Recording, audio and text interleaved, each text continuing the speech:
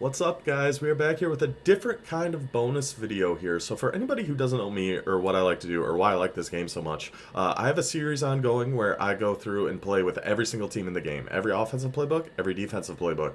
I have a weekly series on Flexbone, a weekly series on Split T, a weekly series on just different fun things that I have found. Currently we're looking at the UNLV playbook, and I've noticed a few things in the run game specifically on some of these playbooks that make some of the runs either totally unusable or only usable to one side of the field. So I wanted to put together a quick video just showcasing some of these in the hopes somehow, some way, this gets to somebody at EA and they can either, I wouldn't expect to fix in College Football 25. Now, I don't know anything about how to code a game. I know absolutely nothing. I don't know how long it would take, how difficult it would be, but hopefully somehow we can get this fixed for at least College Football 26. Because like I said, some of these runs, it's either has to go to one side of the field or they're just so bad I can never call them.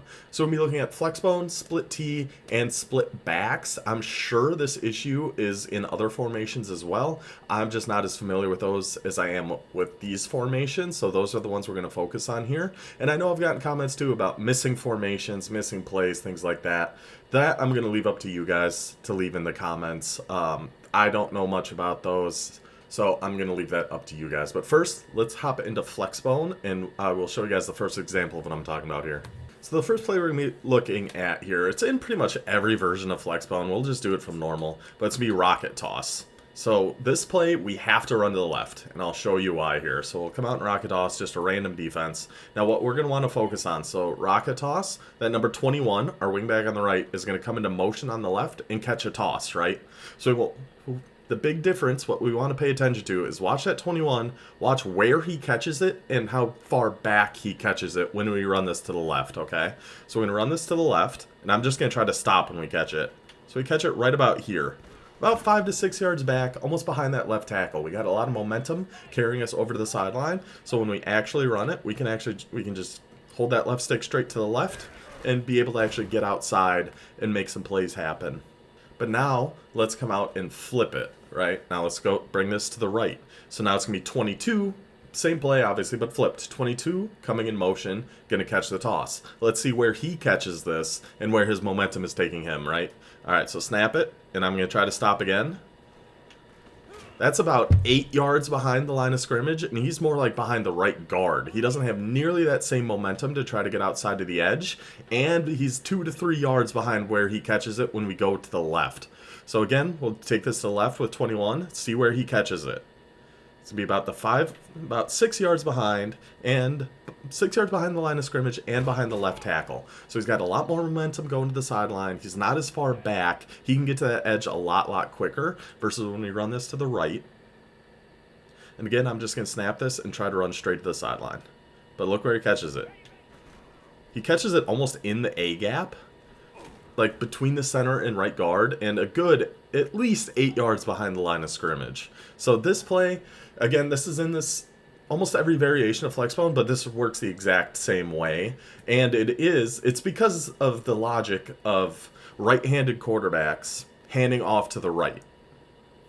I believe that's why it is, because when we try this with a lefty, I did this just to test it out, it's flipped. So you can run it to the right, and he'll catch it behind the tackle at about 5 to 6 yards behind the line of scrimmage. The left, he catches it in that A gap about 8 yards behind the scrimmage. So it's something to do with the handedness of your quarterback, which if you want a penalty for that, fine. It shouldn't be this extreme, though. I mean, it just can't be this extreme. Like, it's a 2 to 3 yard difference. He catches it in such a different spot of the field. It is so impossible. Like, you have to have the blocking set up perfectly. He has to be in the perfectly wrong defense for this to work going out to the right. So that is a big issue with rocket toss. Again, it's in pretty much every variation of Flexbone, and it works the same as far as I've seen in all of them. So another play with a funky little issue here is out of Flexbone normal, fullback toss. So we're going to call that random defense. So this, it's kind of similar to rocket toss. It's a good way to attack outside. If they're really coming blitzing heavy down the middle, you want to get it to the outside quick. So we're going to just call this as is. Now this one's different. This one works better going to the right than to the left, and for a different reason. So I'm not sure how this happens, but I'm just going to snap it and not even touch anything, and let's just watch how number 6 runs, right? He's just going to, well, Okay, they blow that one up. But he's going to catch this and run pretty much straight outside, right? He's going to catch, he's going to go outside. Don't even have to touch anything, right? That seems like how a fullback toss should work. But now, let's flip it to the left. We can just use the right stick and flip it. And let's watch how he runs this one. Bang. Always, always, always takes that stutter step inside. Every time. So this happens in Flexbone, and this happens in the fullback toss out of split T as well. If you run to the left, this time I'm going to snap it and just hold the left stick to the left to just go straight to the sideline. He's still going to take that little stutter step. So watch this. So snap it. He still takes that stutter step. I'll try to even show you guys. So we're going to flip it. So it's going to the left. I'm going to hold this left stick just all the way to the left, all the way to the left sideline, and snap it. Watch, he still takes that stutter step inside. There's no way for him to just, like what he does when you run it to the right, he just goes straight to that sideline, just tries to bounce it outside immediately. When you run it to the left, he always takes that stutter step inside, makes it a much worse play, because we're calling this because they're sending a lot of like A-gap pressure, a lot of things up the middle. We're trying to get outside quickly. So him taking a stutter step right towards the line of scrimmage kind of defeats that whole purpose. Like I said with the rocket toss, I kind of, whatever, there's a penalty for right-handed quarterback handing off and to the right for whatever reason. I don't fully understand. I don't notice much of a difference when watching real games, especially that big of a difference. This one, I truly have no idea how this logic works. So when I run it to the right, we'll do another normal one here. He's just going to go straight out. He can go straight to the sideline. No stutter steps, no nothing. He's just going straight out to that sideline. We go to the left. He just wants to go up the middle. He's just going to whoop, stutter step. And that was a perfect example. Perfect example. He took a stutter step right into that blitzing linebacker, where if we were running straight outside, we at least had a shot of getting out there and making something happen. And like I mentioned, I don't need to go into the split T playbook, but it's the exact same thing. Fullback toss out of there, runs to the right, goes right to the sideline, run to the left, stutter steps towards the line of scrimmage. Totally defeats the purpose of that play. We can only call this play going to the right. This one I'm a little more hesitant to show because this actually benefits me when I run this, but it's still a big mistake, and I want this game to play how it should. So we're going to look at Flexbone East. First, we're going to look at midline triple option. All right, so we're going to call that random defense. Now let's look at the read keys on this play. They're all on the correct side, right? They're all on the left side the way the option is going to. We have the read key, we have the pitch key, we have pretty much, your standard keys for running a triple option. But now we can audible. Let's do inside veer triple option. And now they flipped. So inside veer triple option out of Flexbone East, all the read keys are on the wrong side. Like I said, it benefits me. It makes it a lot easier to actually run. But it is a thing I would like to see fixed. I want to see this game work as the best it can. And this is a pretty big issue. This makes it just way, way, way easier because you don't have to read anything. You can do whatever you want when you call the inside veer triple option out of Flexbone East. Another thing I just don't understand is how does it work for midline triple option? You got it right here, right? But inside veer triple option, watch the read key is going to flip.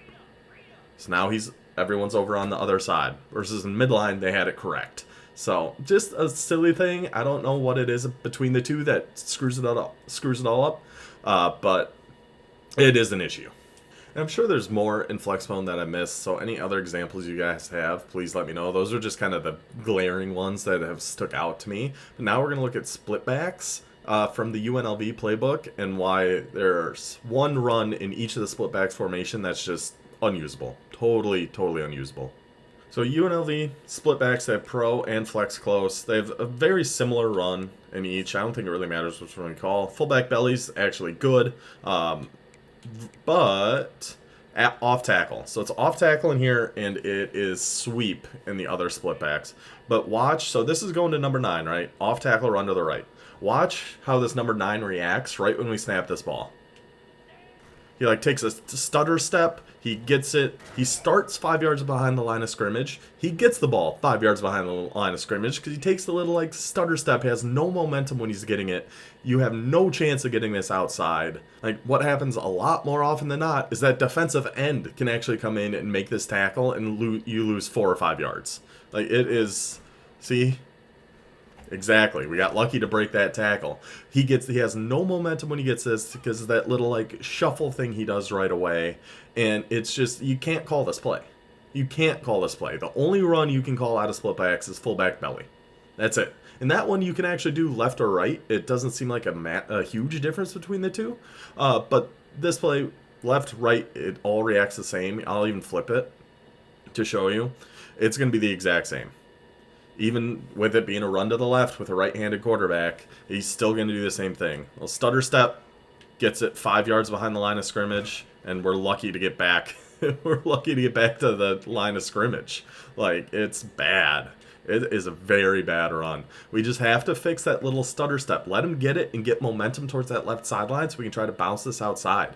That's what we need this run to do, but it just doesn't. He just stutter steps, stands there, gets it at the 5, gets it 5 yards behind the line of scrimmage, and just gets brought down by a defensive end or a linebacker from the backside almost every time. And then just to show you, I will come into the flex close, the other split backs formation here, halfback sweep. It's going to work the exact same. It's going to be the exact same thing. Number 9 is going to like stutter step, just chop his feet, get no momentum, get this ball 5 yards behind the line of scrimmage. And then here comes that D end. Here comes the whole D line. They have eternity to make their block sheds because he's just standing still essentially, and he's getting it. It takes forever to hand the ball off to him. He's getting it with no momentum. There's just nothing you can do. There's nothing you can do. This is, in my opinion. Now I've played with about half the team so far. Used about half the playbooks. This is the worst run I've seen in this game. It has zero chance of working because of whatever logic it is that makes him do this little stutter step. Like, there's just nowhere to go. Nowhere to go. Terrible run play. So those are a few of just kind of the big things I've noticed. Like, I know there's more issues. I do want to be clear. Overall, love this game. So happy this game is out. It's just, I think this would make it so much better. Like, split backs, just using this as an example here again. Fullback belly, great run play. I love fullback belly. If we could have that option and an option to run out to the right with our halfback, this would make this formation so much better, make it so much more viable. But instead, we just have to run fullback belly, and we can flip it so we can run it right or left. But if your opponent's paying attention, he'll know every time if you're running which direction it's going to, because we can only call fullback belly. So it's always going, in this example, to the side with the one wide receiver. Even if we flip it, it's going to the side with the one wide receiver. So it's just things like this that I think would make these formations a little bit easier, a little bit more fun for us to use. And again, hopefully somehow, some way, this makes its way to somebody at EA who can notice these issues and push some sort of patch through. Again, I don't know how complicated it all is. At least for College Football 26, make the Flexbone, make these different kind of formations. I know a lot of people don't use these formations, but for us that do, make them as usable as possible. Please, I am begging you. Thank you guys so much for bearing with me on this. I just had to get some of this off my chest. It just bugs me. It just bugs me. So thank you guys.